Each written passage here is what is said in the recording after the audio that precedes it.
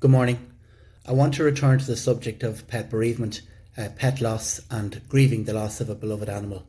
I shared in my last video that as I've been getting older and even more experienced as a vet, that paradoxically helping owners let go of their beloved pet has become harder emotionally for me personally as a vet to deal with, even as I become better at rationalising these situations to the owners themselves and giving comfort to the owners in these situations.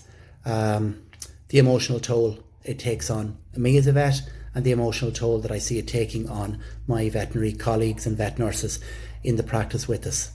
There is some comfort in perhaps in me sharing that to pet owners who might be listening, in that it'll help you understand that as you look at your senior pet getting older and come to terms with the fact that he or she might be near the end of their lives, you can rest assured that the vets who are working with you, they feel the loss in the same way that the owners do.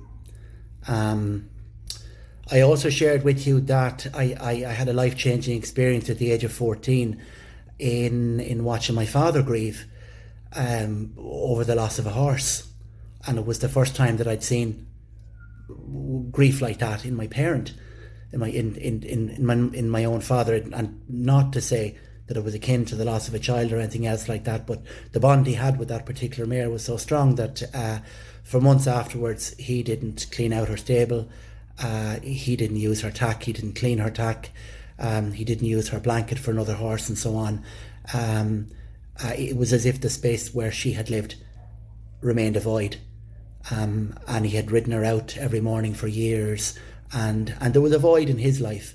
The loss of it, and the life-changing moment for me during that experience was helping him come to terms with it and deal with it and say, Dad, the dogs need to be fed. Dad, the dogs need to be exercised. Are we training the dogs today? Dad, there's other horses in the field. Is it time to bring in that other filly and break her in now? And so on. So my role was in helping him deal with that loss at the time. And what I can say to pet owners, in that the message for you as a pet owner in come to terms with the loss of a pet is in learning to accept it and learning to understand when it's time to let go, and working with your vet to understand when is the right time to make that decision, and then working with your vet and discussing with your vet and the rest of the family when is it time to move on again. And that time will be different for other people, and the way in which you move on after the loss of a pet will be different depending on your situation. So it's never easy. And return to, again, a childhood message I learned on the farm myself. I remember having this discussion as a child and feeling the intense injustice of the concept that our dogs, our companions, would have short lives and that we would lose them. And the explanation given to me at the time by farming relatives was they're companion animals, they're a gift to us. We work with them, we live with them, we bond with them, they enrich our lives, but they have short, intense lives. And when it's time for them to go, when their life is up, they're usually ready for it because it's the end of their natural life. They have a different life cycle. One of the things I don't like about the modern style of veterinary I see out there is the humanisation of animals. The difficulty with humanisation of animals for me is that understanding of what's the appropriate life cycle, the natural order of things for a pet, that understanding of the natural life cycle and the natural order of things can be lost.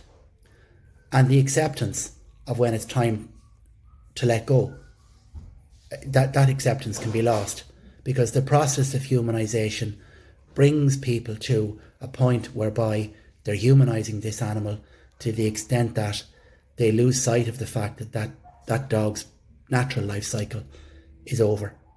And my role as a vet oftentimes is to help them understand when the end of the natural life cycle of that particular pet has come along and when is the right time to let go. I also shared in the last video that I feel sometimes younger vets and veterinary nurses working with me, that oftentimes they're being sent out by their colleges like soldiers onto the front line without bulletproof vests. And the reason why that is because they're perfectionists and they feel the loss of an animal intensely. They work very hard to improve that animal's quality of life. And the lack of a bulletproof vest arises from the disappointment and the shared grief that they will feel when, and perhaps a sense of failure sometimes, when an older dog passes away, or an older dog or cat needs to be let go.